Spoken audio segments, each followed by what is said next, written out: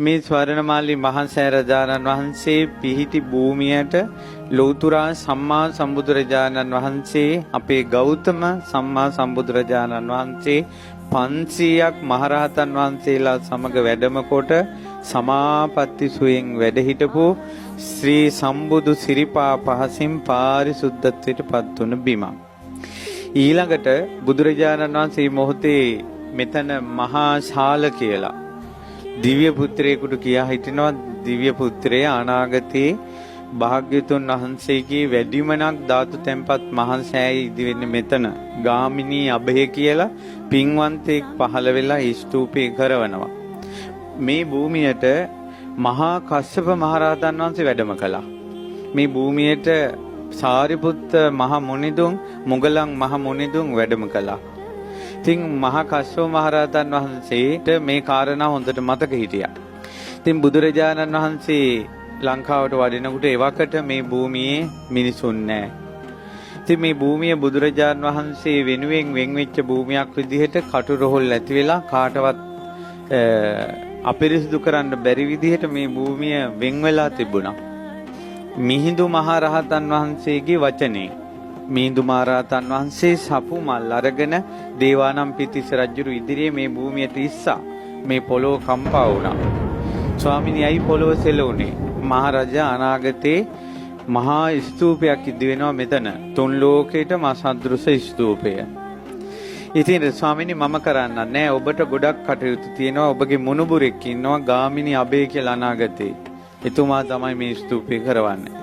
අන්නේ විස්තරේ ලියලා මේ කණුවක හිටවලා තමයි දේවානම්පියතිස්ස රජුරෝ මේ භූමිය වෙන් කළා තිබ්බේ.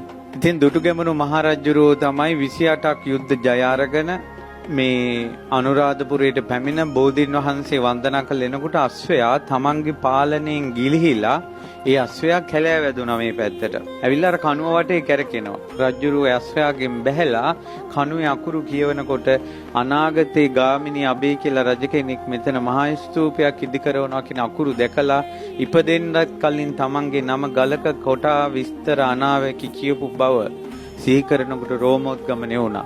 ඊට පස්සේ ගල් කණුව අයින් කරවලා මේ භූමිය සමතලා කළා. දසමහා යෝධයන් මහා ඇතුන්ගෙන් මේ භූමිය හදලා මේ රුවන්වැලි සෑය උසටම ගර්භයේ උසටම පොළොව ඇතුළට චෛත්‍යය තියෙනවා.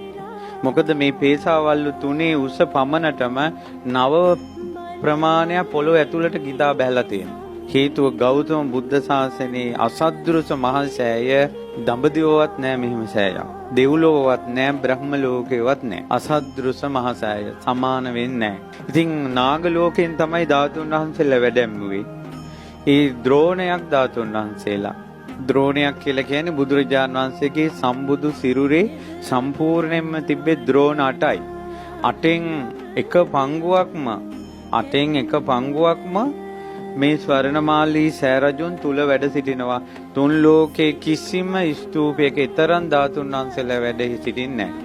ඒ නිසා මේ උතුම් ස්වර්ණමාලී මහා සෑරජුන් ඊතරම් ආනුභාවයි. ඒ වගේ භූමියක තමයි අද ඔබ මේ පින්කම් කරන්නේ. එදා ලංකාවේ වී වේලා ගන්නවත් ඉරව්ව වැටුන්නේ නැහැ කියනවා. අහසේ කසාවතක් ඇතුරුවා වගේ කියනවා රුවන්වැලි සෑයට සංඝයා වැඩපු දවස. 96 කෝටියක් පිරිත් කියද්දින් තමයි ධාතු තැන්පත් උනේ. මේ රම්මැලි මහා සෑය මුදුනේ බුදුරජාණන් වහන්සේගේ සම්බුදු සිරුර මැවිලා බුදුරැස් විහිදුවා මිනිසුන්ට ප්‍රසාදය ඇති කළා. ඒ වෙලාවේ එතන වැඩ හිටපු උතුම් රහතන් වහන්සේ නමක් ඒ ශ්‍රද්ධාවෙන් ඉන්න මිනිසුන්ට ධර්මයේ දේශනා කළා. 30000ක් පිරිස මඟඵල ලැබුවා. 40000ක් ගිහි පිරිස යහපතටපත් වුණා. ඒ වගේ මේ භූමිය මාර්ගඵලලාභීන් බිහිවෙච්ච තැන. මේ රුවන්වැලි මහා සෑය මළුවේ රහතන් වහන්සේ නමක් හිටපු නැති තැනක් නැහැ. ඊළඟට ඒ දුටුගැමුණු රජුරෝ මහරහතන් වහන්සේලාගේ අනුග්‍රහයෙන් මේ සෑය 3 වතාවක් පැදකුණු කරලා ওই පේසා මල්ලු වට්ටමින් උඩට නැගලා ධාතු ගර්භයට බැස්සා. දොරකින් නෙවෙයි ඇතුල් වෙන්න තියෙන්නේ, උඩින් බහින්න තියෙන්නේ මේ සෑරජානන් වහන්සේගේ ධාතු ගර්භයට. එහෙම උඩින් බැහැලා ඇතුළේ තියෙනවා ගොඩාක් රන් රිදී මුතු මැණික් පාසාන වලින් බුදුරජාණන් වහන්සේගේ මුළු බුද්ධ ශාසනයම අඹලා තියෙනවා ඇතුළේ. බාතිය කියන රජුරෝ මේ සෑය ඇතුළට ගිහිල්ලා තියෙනවා ඉර්ධියෙන්. දෙවියන්ගේ උපකාරයෙන්. ඒ ගිහිල්ලා ඇවිල්ලා කියලා තියෙනවා මේ රුවන්වැලි සෑ මළුව වගේ මළු 4ක් ඕන කියනවා ඇතුලේ තියෙන පිළිම ටික එළියට ගත්තොත්. අසූරියන් ධාතු ගර්භයේ ඇතුළත බුද්ධ 이르දියෙන් බුදුරජාණන් වහන්සේගේ අදිෂ්ඨානයෙන් රහතන් වහන්සේලාගේ අදිෂ්ඨානයෙන් දෙවියන්ගේ දිව්‍ය 이르දියෙන් දුටුගැමුණු රජුරුවන්ගේ පුණ්‍ය 이르දියෙන් මේ මළුව වගේ 4 ගුණයක තියන්න ඕන පිළිම රියන් 80 ගර්භය තුල තියෙන. අන්න අසද්දෘසයි. එවැනි වූ සුවිසල් නිර්මාණයක් සහිත ධාතු ගර්භයක් තුන් ලෝකේ කොහෙවත් නැහැ. ඒකයි රුවන්වැලි මහසෑය අසද්දෘසයි කියන්නේ. ඊළඟට රුවන්වැලි මහසෑයේ තව අසද්දෘස බවක් තියෙනවා. ඒ තමයි රුවන්වැලි සෑයේ මැද මැණික් වලින් බෝධීන් වහන්සේ මේ නිර්මාණය කරලා ඒ බෝධීන් වහන්සේගේ වටේ රත්තරණින් කරපු බුදු පිළිම 16ක් තියෙනවා. ඒ බුදු පිළිමයක් කෙලින්ම ඉස්සරහා සෑයේ මෙහෙම මැදින් කෙලින්ම පේශාවල් වලින් ඉස්සරහා අපි ඇවිදින මළුවේ සිරිපතුලක් තියලා තියෙනවා. ඒකට සෑයේ වටේට සිරිපතුල් 16ක්. ඒ සිරිපතුල් 16 තියෙන්නේ ධාතු ගර්භේ නිර්මාණය කරනකොට ප්‍රතිමා 16ක් සෑය ඇතුලේ තියෙනවා. ඒ ප්‍රතිමාව කෙලින්ම තමයි මළුවේ සිරිපතුලක් තියලා තියෙන්නේ. ඒ සිරිපතුලට වැන්දම ප්‍රතිමාවට වඳින විදියට. මේ රුවන්වැලි සෑ මළුවේ ඇතුලේ මැණික් ගල් 4ක් තියෙනවා. මේ ලෝකේ කිසි කෙනෙකුට මිල කරන්න බෑ මේ මැණික් ගල් 4. මේ සෑය ඇතුලට ෆෑසර් 4ක් දැම්මා වගේ එළියයි ඒ මැණික් ගල් 4 මුල්ලේ තියලා තියෙනවා. ඒක ගණන් හදන්න දුටුගැමුණු රජුරන්ගේ කාලෙවත් ඒ ගල් 4ට ගණන් හදන්න බෑ කියනවා.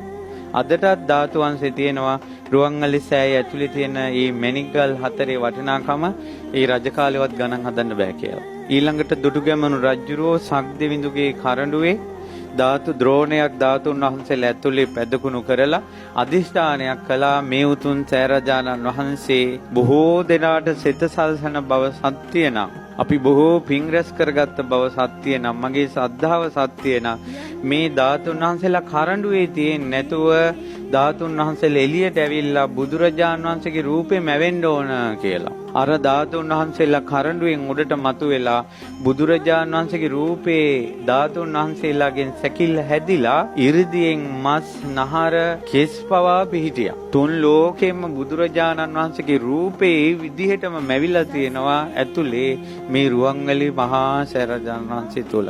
ඇස්පිය හෙලන්නේ නැති මොහොත පමණයි තොල්පොට සංගල සොලවන්නේ නැති මොහොත පමණයි හුස්ම ගන්න නැති පමණයි එපමණකින් බුදුරජාණන් වහන්සේ පිරිනුවම් පාලා අර රූපේ විදිහටම රුවන්වැලි මහා සෑය ඇතුලේ තිබෙනවා. මේ බුදුරජාණන් වහන්සේ මුණ ගැහෙනවා වගේ එන්න සුදුසු තැන. ලංකාවේ මිනිස්සු බුදුරජාණන් වහන්සේ මුණ ගැහෙන්න එනවා නම් එන්න ඕන සුදුසු තැන තමයි ස්වර්ණමාලී මහා සෑරජාණන් වහන්සේ. තමන්ගේ ජීවිතේ ශෝක සංතාප නිවා ගන්න සුදුසු තැන. ඉතින් බොහෝ දෙවි දේවතාවුන් වහන්සේලා 330 පැයි මා මේ බණ කියන මොහොතේ පවා දෙවියන්ගේ දෙව්ලොව කෙනෙක් හෝ බඹලොව කෙනෙක් හෝ නාලොව කෙනෙක් හෝ මනුලොව කෙනෙක් හෝ අනිවාර්යෙන් සෑය වදිනවා. මේ රුවන්වැලි මහා සෑය හිස් නොවන මොහොතක් නැහැ. අපි රෑ 10ට ගේට්ටුව වැහුවට ඒ ගේට්ටු මිනිසුන්ට වැහුණට දෙවියන්ට බඹුන්ට නාගයන්ට යකුන් රකුසන් ආදී කිසි කෙනෙකුට ඒක වැහෙන්නේ නැහැ. ඒ නිසා තමන් හරි පන්සිල් පද පහේ තමන් රැකිලා ඉන්නවා නම් තමන්ට බුදුරජාණන් වහන්සේ ගැන තියෙන ආදරයේ සෙනෙහස සත්‍ය නම් තමන් මලක් හරි පුදන්නේ අවංකව නම් මේ සෑරජානන් වහන්සේ වැඳලා තමන්ට පිහිට ඉල්ලන පමාව ප්‍රමාණවත්. ඒ බුදුරජාණන් වහන්සේගේ පිහිට ගන්න තමන්ගේ හදවත සද්ධාවෙන් මුදාහරින්න ඕන.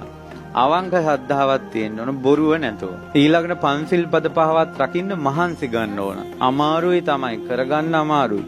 නමුත් අවංක මහන්සිය. ඊළඟට දන් හැන්දක් බෙදුවත් අවංකව කරනකම. ඒ වගේ මිනිසුන්ට මේ සෑ මළුව පැදකුණු කරන දෙවියෝ ඒ අයට පිහිට වෙන්න ඉල්ලීමකුත් නැතුව ඒ තරම් මහා සෑය බොහෝ දෙනාට සිත සලසනවා.